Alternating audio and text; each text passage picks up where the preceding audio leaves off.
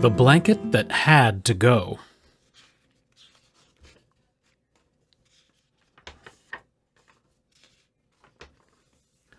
Susie loved her blanket. She carried it everywhere she went. The blanket was worn now, but still had its soft, warm, special smell.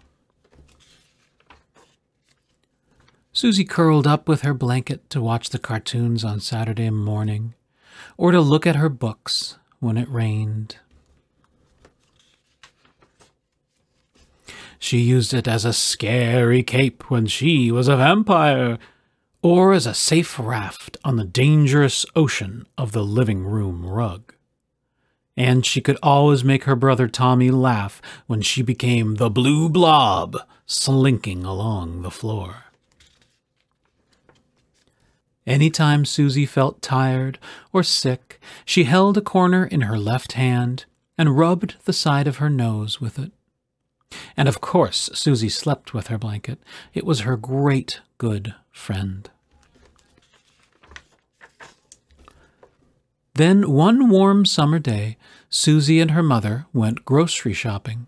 When they finished loading the bags in the car, they went to buy ice cream cones. Susie wore her blanket around her shoulders. Her mother said, "Susie, school starts soon. You know, in kindergarten, boys and girls don't carry their blanket friends to school with them." Susie's tongue stopped in the middle of a chocolate chip mint lick. No blanket. How could she go any place without her blanket? It was her favorite thing in all the world. Certainly, she could never start school without it. As soon as she got home, Susie tried to figure out a way to take the blanket with her. She tried stuffing it into the front of her t-shirt, but it gave her a big fat tummy. She put it around her head like a scarf, but it dragged on the ground. She tried to make a skirt, but it looked funny. She tied up her books and crayons in it for a book bag, but it still looked like a blanket.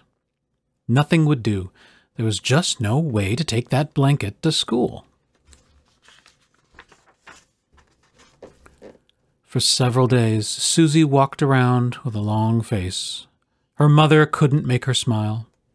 Tommy's tricks didn't make her giggle. Even her ticklebug father couldn't make her laugh. Then one day, Susie's mother said, "Kindergarten starts next week." Susie still hadn't figured out what to do with her blanket friend. It was just too big to go to school. She thought and thought. Then she had an idea. Susie grabbed her blanket and ran to Tommy's room.